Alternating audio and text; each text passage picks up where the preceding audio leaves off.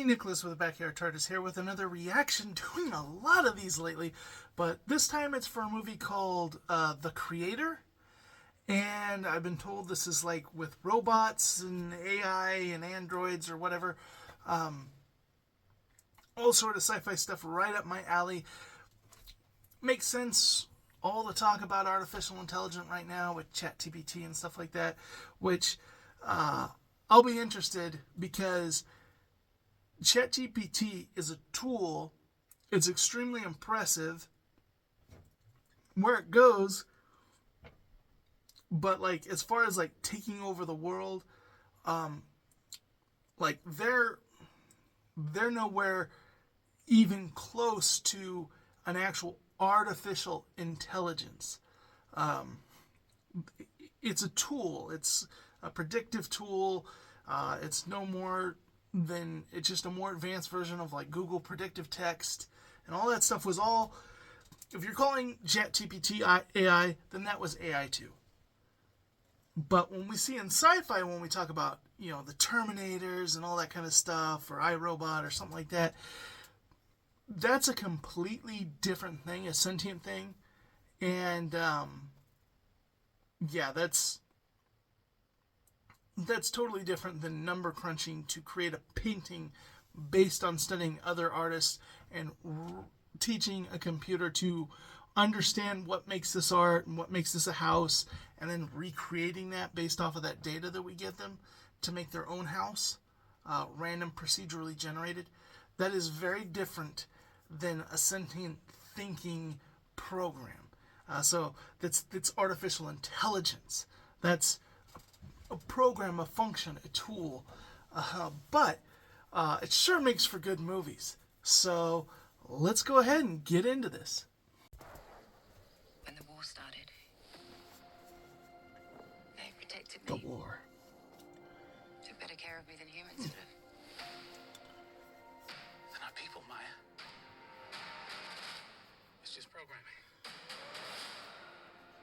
10 years ago today, the artificial intelligence created to protect us detonated a nuclear warhead in Los Angeles. Oh. This is a fight for our very existence. Sergeant Taylor, we are this close to winning the war. But the AI are developing a super weapon. Retrieve it. Or they win. Interesting. They need a weapon more super than nukes, because if you wanted to defeat humans, nukes do a really good job. Was that from Rogue One? Okay. That's why Rose telling me to watch this. No. You gotta be a good person to go to heaven. So, we're just saying we can't go to heaven because you're not good. And I'm not a person. Do you have any idea what the thing is? She looks like a little girl. Well, now. that's profound and deep. Whoever has that kid wins the war. A robot that's growing. Whose side you want?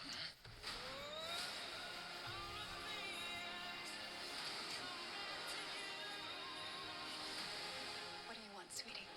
For robots to be free. Robots to be free. Oh, we don't have that in the fridge. How about ice cream?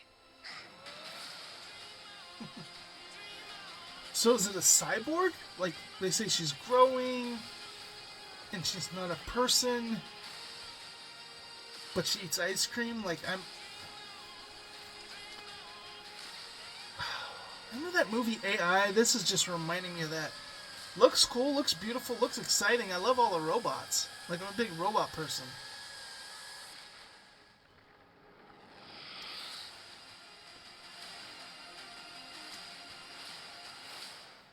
The Creator, September. That was interesting. Obviously, it had a lot of religious context in there, so that kind of intrigues me.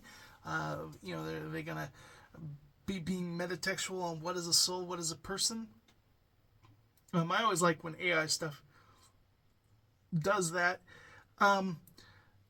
This reminds me of that movie AI. as far as the little girl goes, and it was like the little boy in that one and stuff like that. I love all like the robots that are fighting in the war because they're not like the T-1000s are specifically designed to look scary. They're human skulls, this, that. But these robots kind of almost look like Star Wars robots, and they're much more. And even in like iRobot, like those robots kind of had like the kind of human face that made them creepy.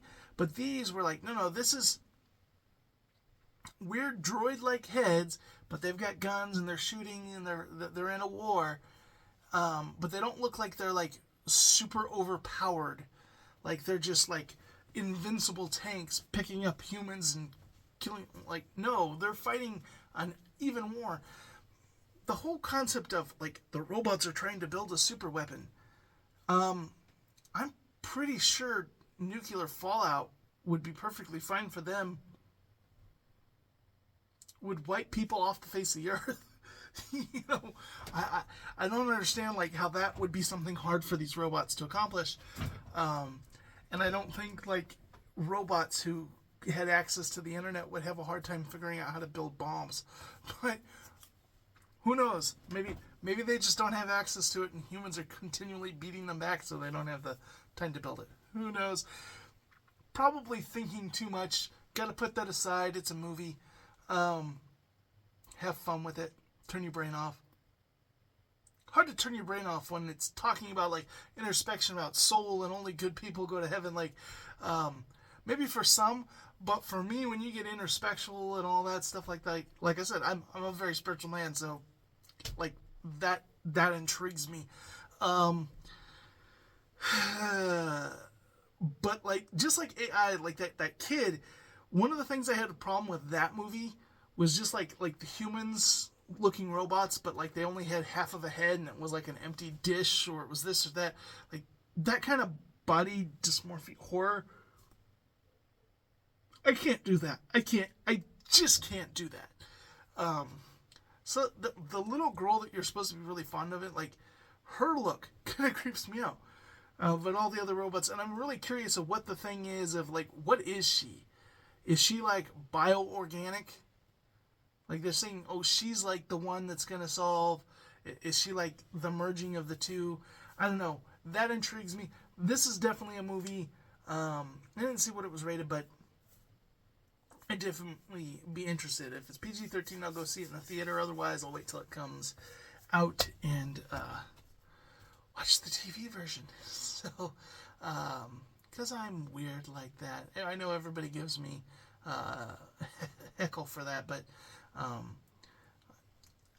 feel you can tell a good story in PG-13.